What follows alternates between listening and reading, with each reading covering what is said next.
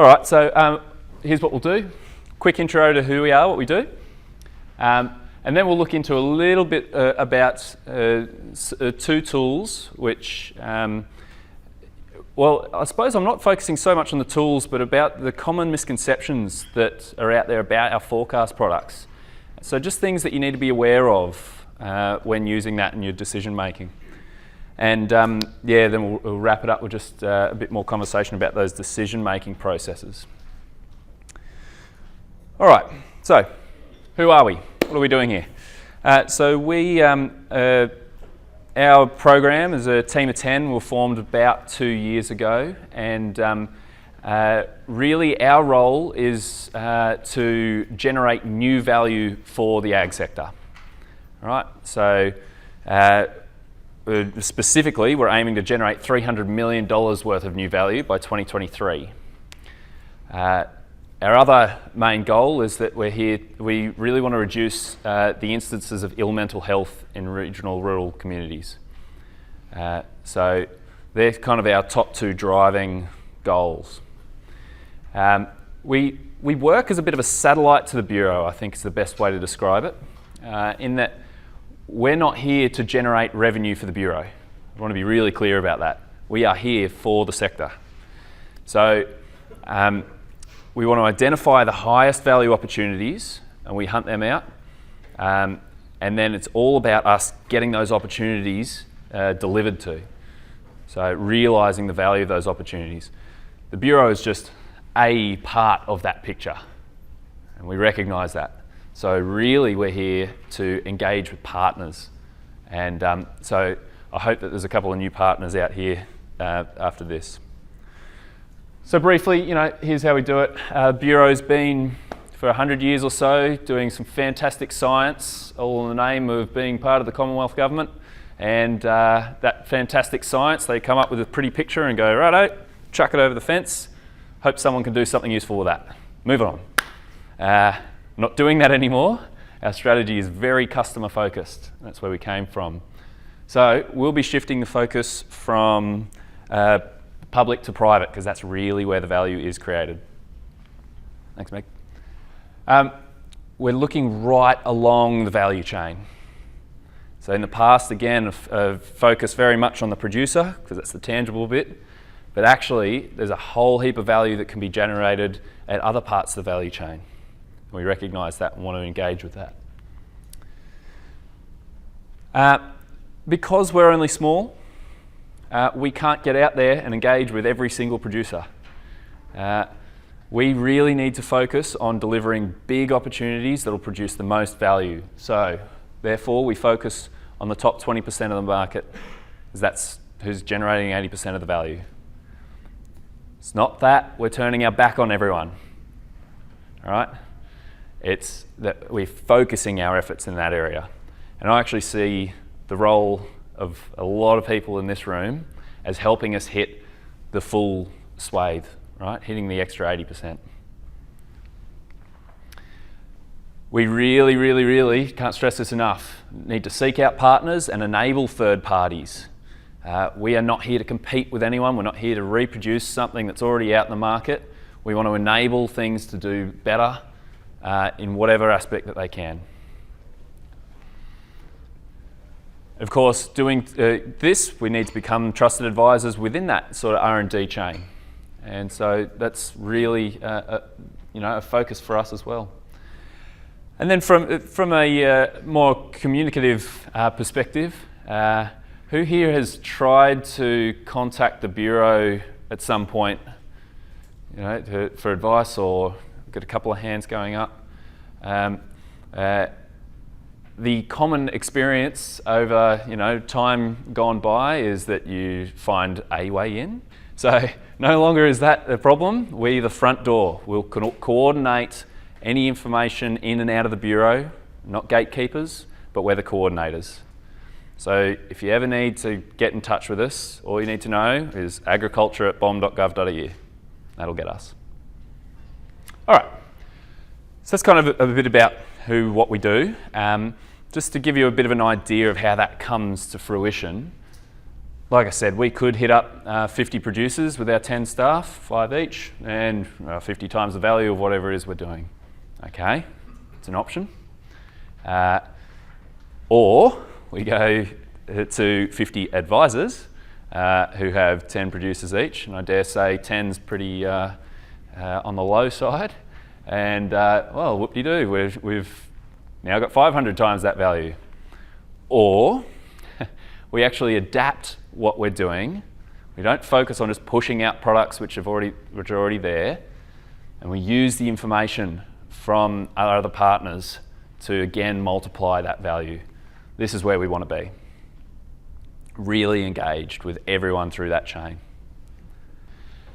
I sent out a bit of a survey before popping in today over the last couple of weeks. But I'll just give you an idea, here's what came back. Right, so stocking rates. So what are the key decisions made by your customers? Stocking or destocking is the number one, and it comes out over and over and over and over. Shouldn't be any surprise there. Shoot me down if you think I'm wrong. The next one down, 25% was on, righto, are we sowing pastures or crops? Very linked. Right, so what were the actual biggest problems that were most complained about by your customers? Well, 75% were related to weather, rain, forecasts, seasonality, bucket them all up. And actually the value, estimated value, is north of 50K per annum per client. So it's a big problem. And then 71% said that they wanted better forecast tools. Now this is one I do want to dive into a little bit more as we go through it. But I think the key point here that I've got is that, I think there is a link here between the biggest problems and the value that needs to be made, the most important decisions. It's really things that grow, pastures or crops, and we need information about whether they will be growing or not. All right, just putting it in really simple terms. So this is the key challenge we've got. And I think that was reinforced this morning where talking about, I think it was 70% of the value can be generated by just looking at your pasture base, right? It's right here, same thing over and over. So keep this in mind as we go through some of the bits and pieces today, and because that's really where we want to focus. Let's have a look at in that 7-day forecast space. All right, so I'm just putting a hypothetical decision to you, and we know, righto, for whatever reason, we want to get that the stock out, or we want to get supplementary feed in, whatever it might be, but the roads turn to rubbish if we get more than 5 mils. All right. Who can interpret the Bureau's rainfall forecast for me? What is the chance of us getting more than 5 mils? By every single person, I mean the hundreds that I've been speaking to over the last year or so, then I started adding it up. So around 500 producers, high level producers, advisors, more than 95% get it wrong. This is the chance of any rain, which is more than 0.2 millimetres. Right?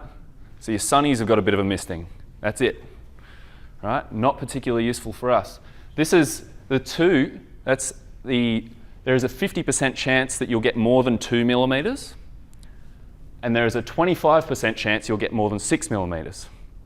So yeah, the most common way that this is interpreted is that there's a 60% chance of getting somewhere between 2 and 6 mils. So if we think about how that's being interpreted, they're interpreting the forecast as much wetter than the information is actually telling us. Right? So people are making decisions going, there's rain on the way, when actually we're trying to say there's actually bugger all chance of much rain coming. Right? So we keep hearing this feedback that the forecast needs to be more accurate, more accurate, more accurate. No, they need to be more interpretable. So there are actually spots on the website now that present it in a better way, but you've got to go digging. And because we've only got limited time today, I didn't put that up. But if you dig in through METI, who here's heard of METI or uses METI? And there's your other problem. There we go. Third of the room. Yeah. So this is it. There are tools out there that currently have this in the right form, but it's just not easily available. So I think I don't want to labour it anymore, but just to point out there is a problem, and we want to hear from you what you actually need for your decision-making process. All right. So we'll move out of the 7-day space because more often than not, the decisions that we're talking about here are actually in that sort of seasonal perspective. We're looking a couple of months out. So let's have a look at the problems in here. We're all pretty familiar with a map that looks like this. Yep. All right. So it's a seasonal forecast, righto, for a 3-month period. I've dragged out months ago, so it's not current, just so you know. But it's a good example. All right. So hands up who's seen one of these. Beautiful, the whole room. Hands up who's seen one of these. Whoa, we're down to about a third. That's still pretty good. Well done. This is a skill map. You cannot interpret this without that. All right? So 2/3 of the room hasn't had the information they need. It's right there on the website, but you just got to click another spot. When the paper publishes it, they only publish this. All right? So I'm going to show you what this is. This is actually the percentage of the number of times that we've been correct in the last 23 years. So it's the reliability of that forecast. All right? So anything that is green means we're right more often than we're not. The darker green we go, the more times we've been correct. All right? So let's take this spot here. I've got a little star up in this really, what looks to be a particularly dry part in this forecast. If we have a look across, okay, so if we're making a decision, right, chance of us getting average rainfall are pretty slim. Let's have a look. How many times has the Bureau been right? Somewhere around 70% of the time. I want to go into this a bit more because I think we can do better. And Phil made the point, averages, this is the chance of getting above average. Okay, that's something, but that doesn't actually tell us whether it's going to be dry or, is it going to be slightly above average? Is it going to be super duper wet? Are we actually going to get flooded out? None of this information's here. Before I get there, I'll just show that these products, you can actually get a forecast for individual farms. Who knew that? Oh, geez, barely a hand went up then.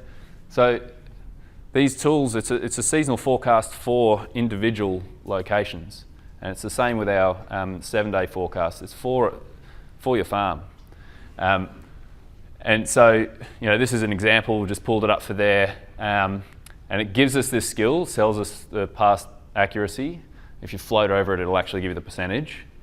I don't think moderate does much. But we do get this breakdown of the chance of exceeding specific thresholds. Now, this is where we're getting a little bit closer to the actual decisions that are being made. Because we might know that a pasture growth event occurs, rule of thumb, when we get more than 25 mils. All right? We can go into here and say, next month, what's the chance of getting 25 mils? We can hover over this bar and it'll tell us, well, what's that, 63%. All right? So, I was out in Western Queensland and they were talking more about, okay, we need really 50 mils, but also 50 mil follow-up.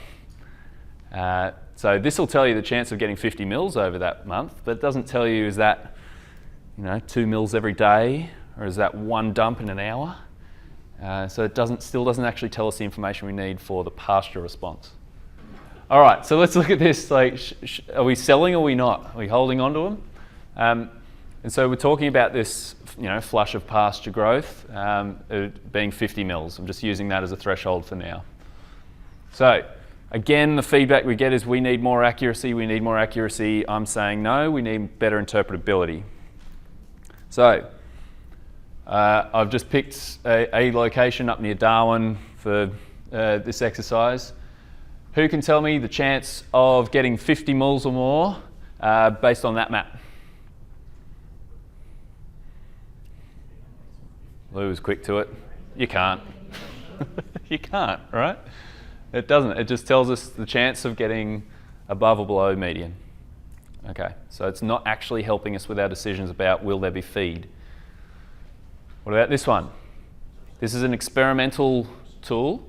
Again, just driven off the same forecast in the background, but it tells us the chance of it being very wet, wet, average, dry, or very dry. Great, so it doesn't actually have anything about the millimetres there. All right, so it's getting us a little bit closer, but it's still not answering the question for us. So I actually asked the boffins to come up with something that says, righto, I need to know what the chance is of getting 50 mils over a day, a few days in a row. And this is what they came up with. I put it up there as a bit of a giggle, because if anyone can interpret this, well done. But the point here is that the information is there. So the chance of getting 50 mils in one day for that forecast period is about 10%. The chance of getting 25 mils in 2 consecutive days, about 10% as well. And then, so say over 5 days getting 10 mils every day, it's reduced below 10%, and it goes off into the never, never. Again, not interpretable, but we're getting closer to actually identifying what the chance is of a pasture response or a crop response. And I think what I wanted to just really ram home today is the information that we need is in the system. We've got it there. We just need to work with you guys to identify how you want it. What does that product look like? What would you do differently? How would your decision-making processes change if you had something that suggested in 5 months' time there's an increased chance of getting 2 pasture growth events? Is that what is needed? And if so, how do we get it done? So we're getting quite close now to really understanding that, and it seems fairly consistent across the country, but I'm just asking for you guys to engage as well with this. So I'll just wrap it up and then open for some more questions. Forecast interpretability is absolutely the key for our decision making. Right now, the information that is being produced out there is not actually helping with the decision making processes by any means that it could. All right? So make sure you understand the product. All right? And that goes also in the 7-day forecast. If you're using just your standard app that came with you on your phone, chances are that's the forecast in there is produced for America, and it happens to have an Australian forecast as well. It's not actually specific to here. So just think about those things. The 7-day rainfall forecasts are misinterpreted really frequently. So just know how to interpret it so that you can use it intelligently in your decision making. And of course, make sure you use the historical skill whenever you're looking at a seasonal forecast. So yeah, I suppose the take home here is, how can you guys help us? We really, really want to engage with those that are on the ground. We don't want to have to hire a whole heap of our own extension officers. That's completely pointless. You guys are already there, you understand the needs. Let us help you to help everyone else out.